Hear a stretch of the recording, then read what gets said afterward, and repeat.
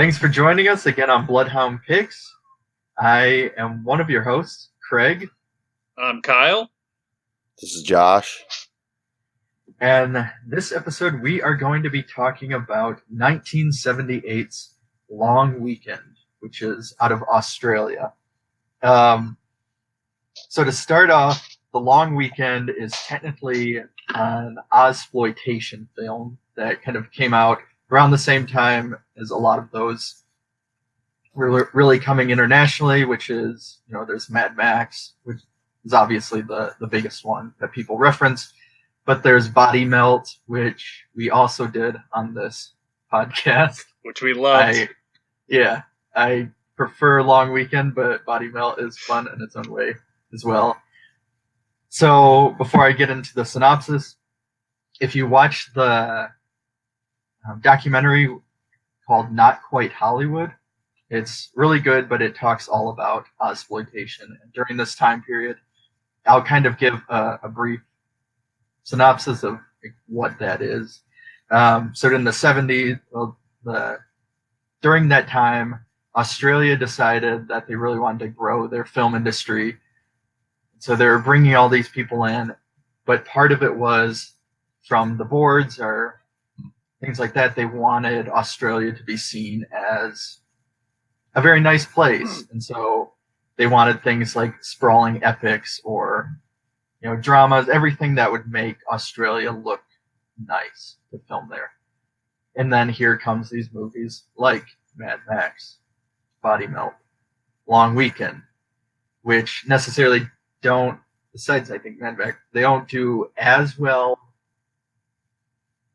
in Australia as they do really well overseas. So there's kind of that battle between what is actually being marketable overseas versus what they want. For example, something like Long Weekend, there's this exoticness about it because we're seeing kangaroos and or things like that from an international standpoint. But for people that live in Australia, it's just kind of common. So it didn't have that same kind of hit. So Long Weekend is the story about a couple that are on their outs, and they decide to have a long kind of getaway weekend in hopes of rekindling their relationship. It starts off where the characters are Peter and Marcia, and that's basically all we see besides their dog. And it Cricket. starts off, that they want to. They're already at odds because he went out and he bought all this new camping gear and he wants to go camping in the middle of nowhere, and she's kind of more just wants to go to a resort or something like that.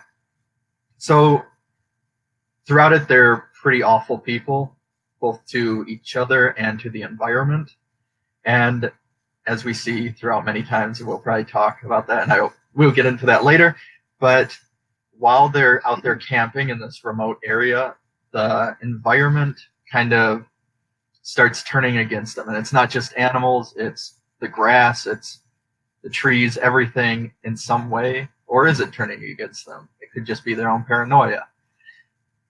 And then, so they kind of deteriorate throughout this long weekend until everything erupts.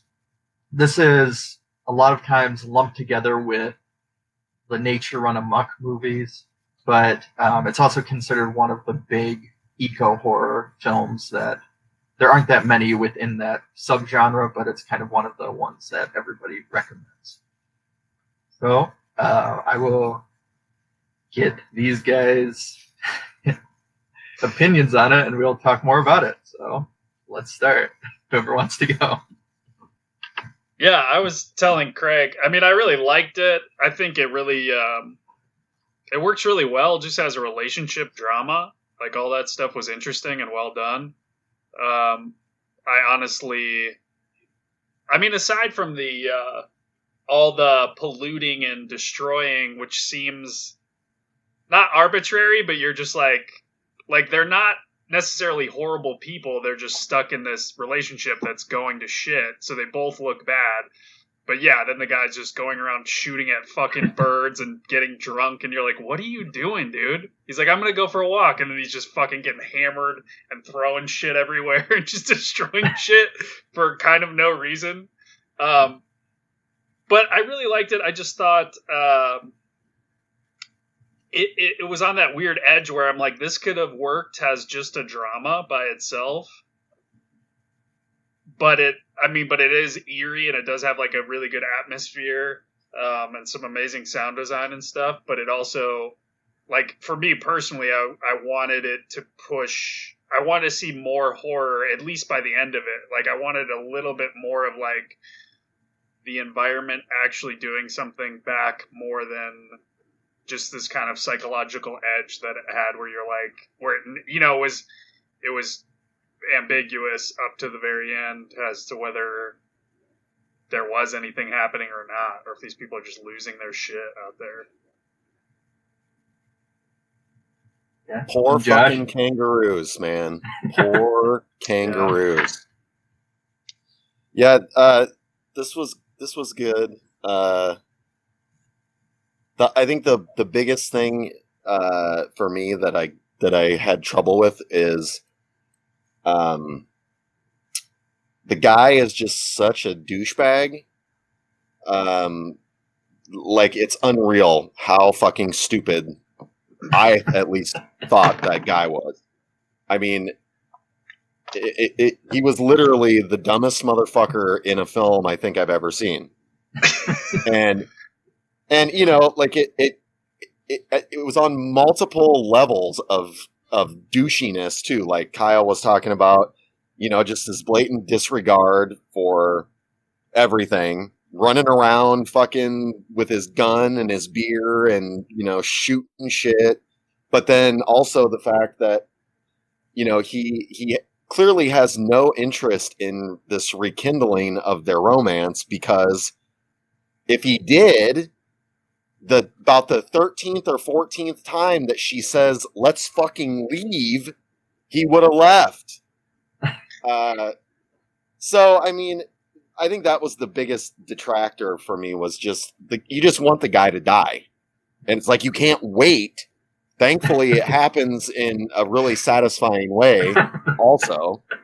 But, you know, like with the kind of nature running amok, if that's what you want to label it as, I liked the sort of ambiguity that, you know, was that really what was going on? You know, was it just happenstance that, you know, fucking, you know, that they are he's attacked by the eagle, et cetera, et cetera.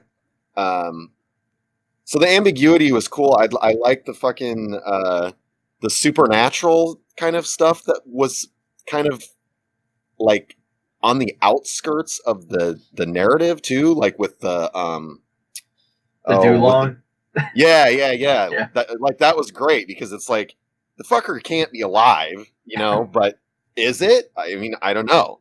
So yeah, I did like the kind of ambiguity in that, you know, we don't really know what is going on for real, or if anything is going on for real. So, you know, outside of, and I guess, you know, both of the characters were pretty douchey. Clearly the guy was 100 times worse than the female, but, yeah, that was the biggest thing. It was just like, I just want this fucker to die, you know, and perhaps that was the point.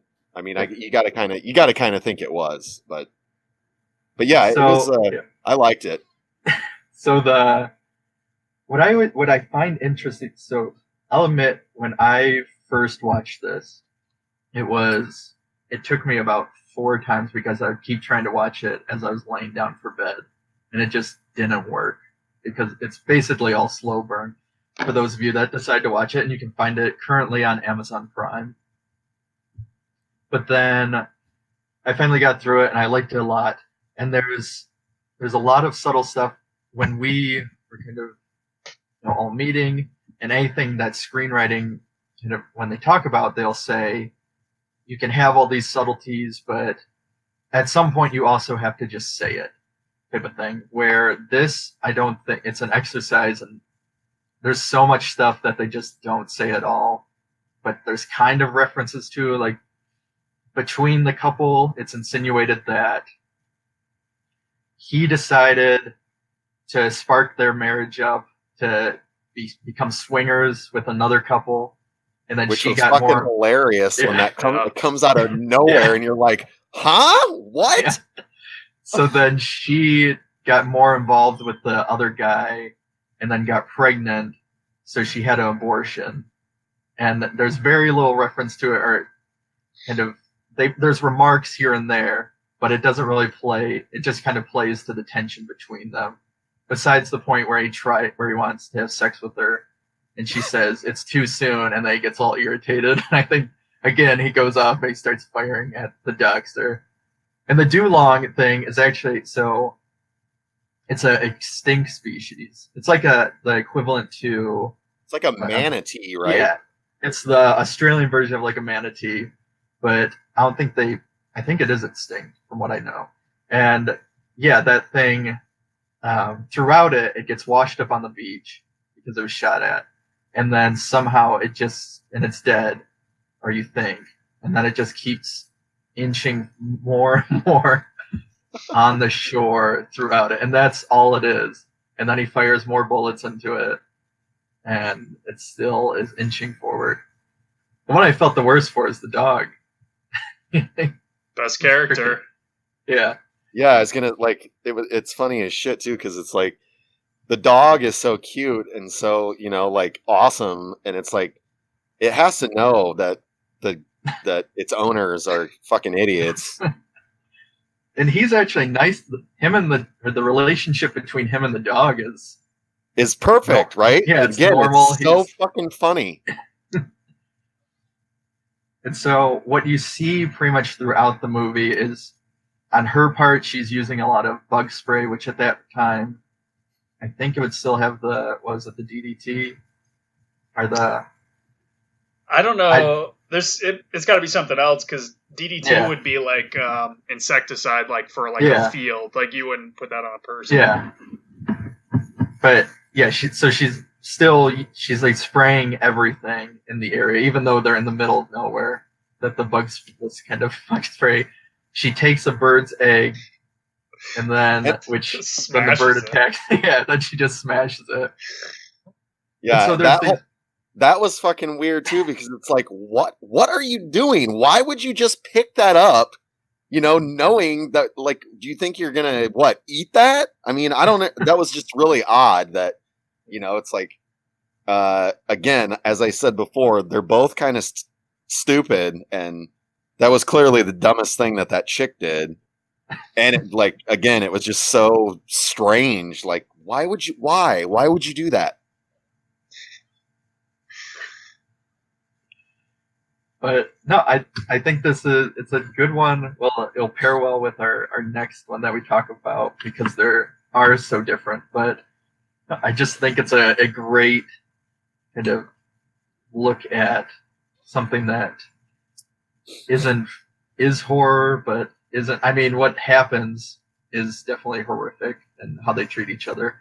But as Kyle said, there is that conundrum that you have of, it does feel like you're just watching this relationship deteriorate instead of, at sometimes, an actual horror movie.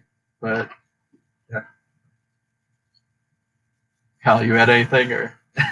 No, I mean, which is good. I think. I don't think it's a bad thing either. I think we all liked it. It's just, I think it would throw people's expectations, and by the end of it, it's like you're maybe expecting more, or you're expecting it to be, I don't know. Yeah. And so there are from what I read up on and I listened to, there are a lot of very Australian things that are incorporated. Like the idea, the snake is I think it's just called, that they see, it's just called a brown snake there. But they're apparently very venomous there. But yeah, there's no, like how we have the black mamba, or there's all these special names to it. It's just called a brown snake. And yeah, and you see throughout it too, as we've mentioned multiple times, he's firing. He kills countless animals. They're driving in the beginning, and he hits a kangaroo. And yeah, which is kind of the equivalent to somebody hitting, from what I read, somebody hitting a deer, basically. And if it was going to be, done here in the States, which then kind of goes into, there was a remake of this in 2008 called Nature's Grave, which is also on Amazon Prime, for those of you that want to watch it, and has 0% on Rotten Tomatoes. It has one of Kyle's favorite actors, if you want to say Jim Caviezel.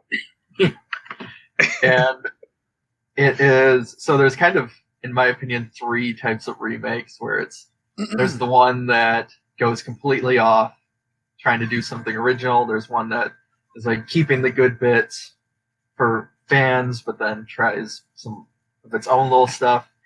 And then there's Nature's Grave, which for the most part is like trying to be a shot for shot. It's not shot for shot, but you're trying to be exactly like the original. Basically beat for beat. There is a little bit more of because they incorporate cell phones in him talking to these people that they're friends that they're supposed to meet out there. And there's more chatting like that, but for the most part, it's the same thing. And yeah, that's about it. It doesn't hit the same way. Maybe if they tried an American interpretation or something like that, it might have worked a little bit better. But yeah, not much to say on it. Yeah, it looked really bad, but it kind of goes back to what you're saying about the screenwriting stuff, where I just watched the trailer, but you can just tell it's not going to be as subtle as the original. You know what I mean? Yeah. Like, they're going to be like, well, we got to come out and say what this is. Exactly. And I think I don't have much more to say on it. I think it's one that I definitely recommend. I have yet to buy it, so I don't know how good my recommendation is, but I always think about, but it's always in my cart to get once it just gets a little bit cheaper type of thing. So if that's the kind of movie you're looking for, Yeah. Long Weekend is for you. But if you are interested in seeing more Ozploitation, definitely check out the documentary and check that out, because it's kind of one of the ones that are seen as like the quintessential Australian genre fare that came out around that time. So check it out. Yes. All right, so next we're going to be talking about The Day of the Beast from 1995, which is a Spanish movie, which basically the story is a priest discovers a numerical code behind all the words in like a book of the Bible. I don't know if he actually says what book, but he discovers that it's a date, and it's Christmas Day 1995. That Satan is going to be reborn and start the end of the world. And so in Madrid. In Madrid, of all places. And so he starts going around sinning because he's got to be able to like fit in with the Satanists and find Satan when he's born and kill him. And it's just such a goddamn good idea, just right there. Just having this priest going around like shoving a fucking mime off of whatever he was like standing on something, and stealing a dead guy's wallet, and just like that whole opening. And then saying "Go to hell." Yeah, it's just amazing. Just that whole thing, just that idea in and of itself is great, and then the characters that he ends up hooking up with, the heavy metal guy, is a great character, and the fake ghost hunting, whatever you want to, not ghost hunting, but he's kind of like a Geraldo. Geraldo? Rivera. Yeah, Geraldo. Yeah. Well, like a mystic one. Like, he's Yeah. got like exorcisms. He's got this TV show where he's doing exorcisms and shit, but he's obviously a phony, but they go to him for advice.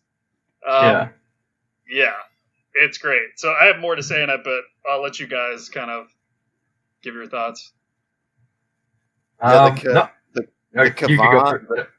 the Professor Kavan character, it was just funny as shit because it reminded me of the Peter Vincent character from Fright Night. Like that's exactly seems like, you know, where the inspiration was from, because I mean they're obviously the Peter Vincent's, you know, the horror host, and Professor Kavan is the obviously phony fucking exorcist, whatever the hell, you know. He's doing these shows that you would find on like Travel Channel, like Ghost Hunters and shit like that. But yeah, I just thought the characters were so similar in that, you know, they're just phony pieces of shit that don't really care at all, even though they're saying that they do. So yeah, that was awesome. But yeah, I never heard of this film, and I didn't want to know anything about it. So I just started it and was as cold going in as possible, and it was like I was so proud of myself for doing it that way because, you know, I had no idea what was going on, and it was just fucking hilarious. And I have never before yesterday. I'd never seen an Alex de la Iglesia film either. Know who he is, but never seen one. And I don't know if Day of the Beast is any indication of the kind of, you know, writing style or even directing. Yeah, I think he's pretty great. I liked it. Yeah, I liked it a lot. A lot of fun with it. I think that I ended up watching the trailer months ago when we were supposed to first do this before everything happened with the world. So I had a general knowledge, but the trailer doesn't give away that much. But no, I just love the silliness of it, and you're watching it, and the priest's version of to become a sinner is so it's funny because there's such a naivety to it of like you know you'd think there are certain ways you could become a sinner and really sell your soul to the devil that are more horrible crimes, and here he is just doing like little shoplifting or stealing from a homeless man's coin jar, or like these, you know, very light-hearted things.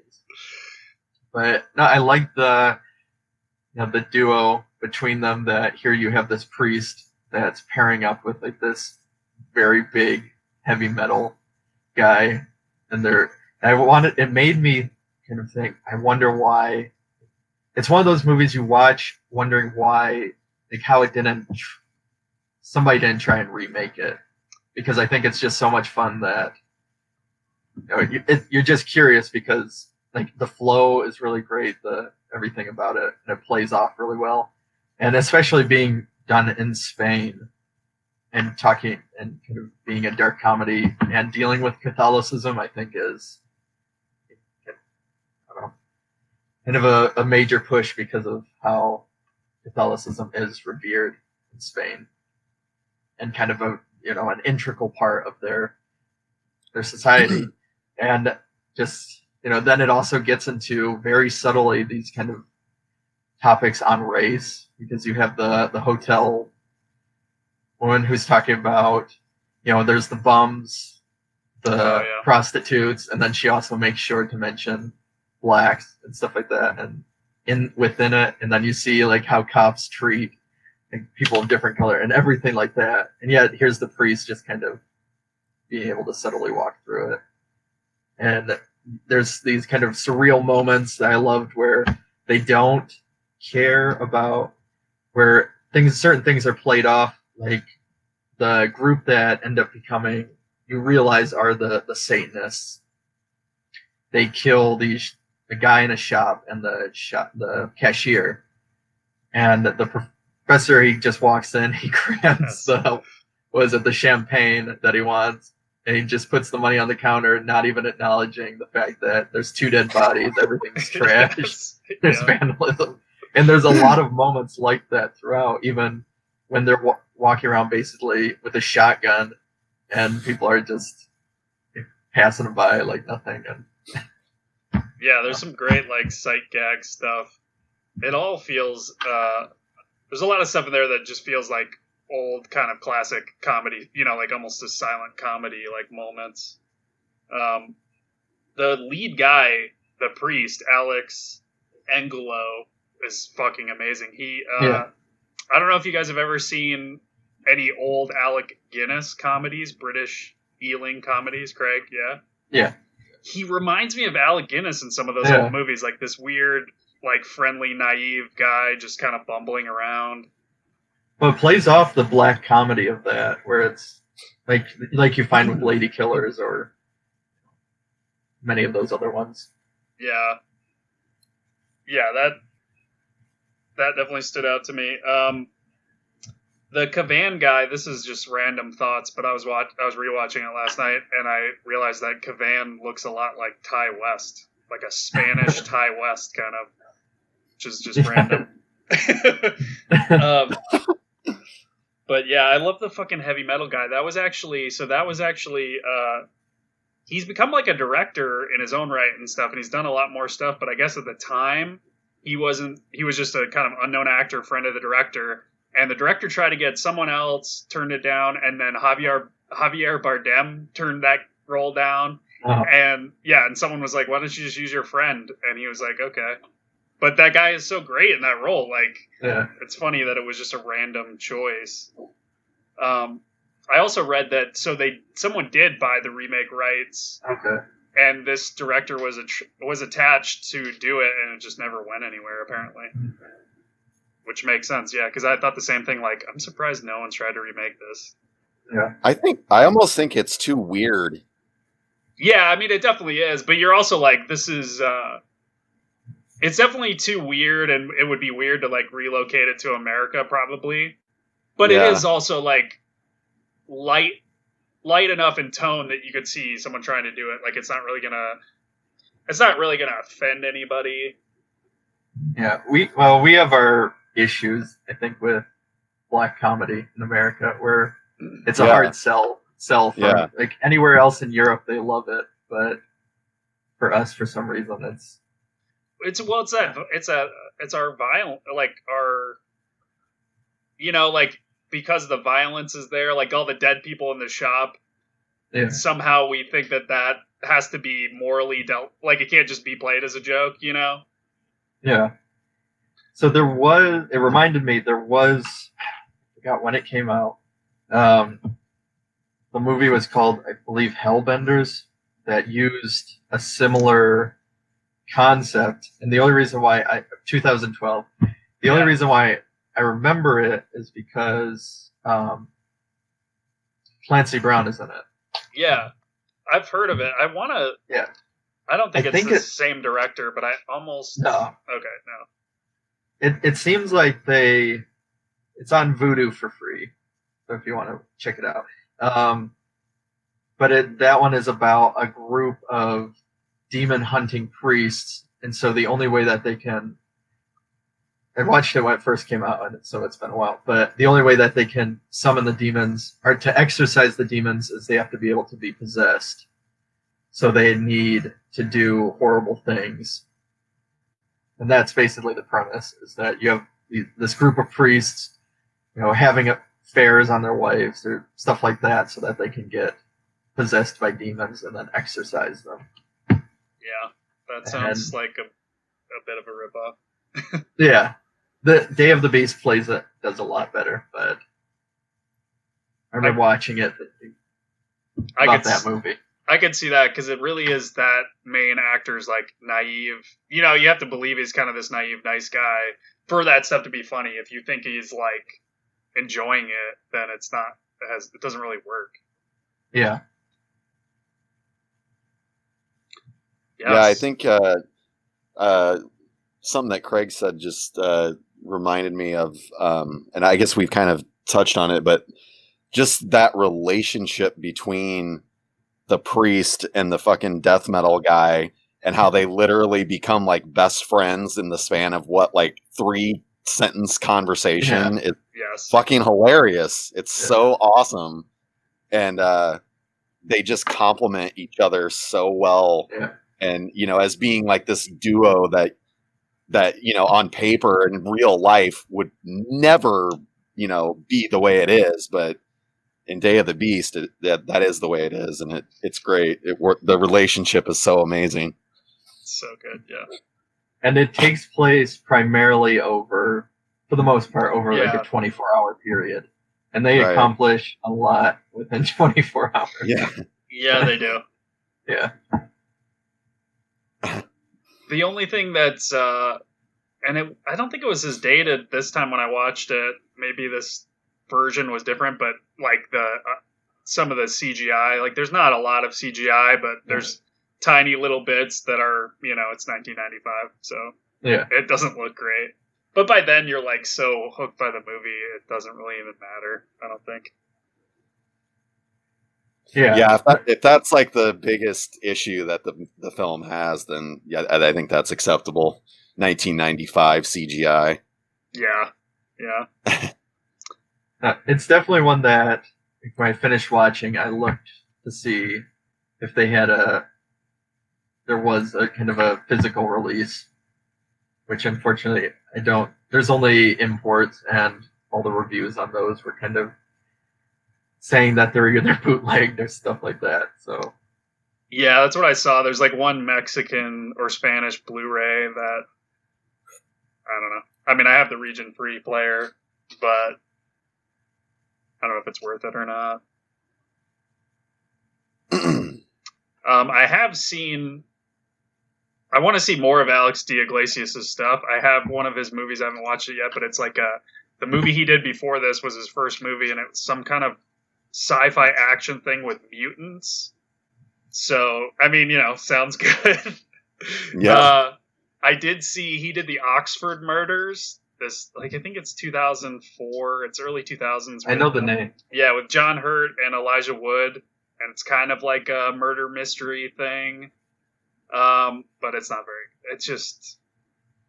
Oh, really I've seen. Very good. Oh, that makes. I didn't know he did. Sorry, I'm pulling it up right now.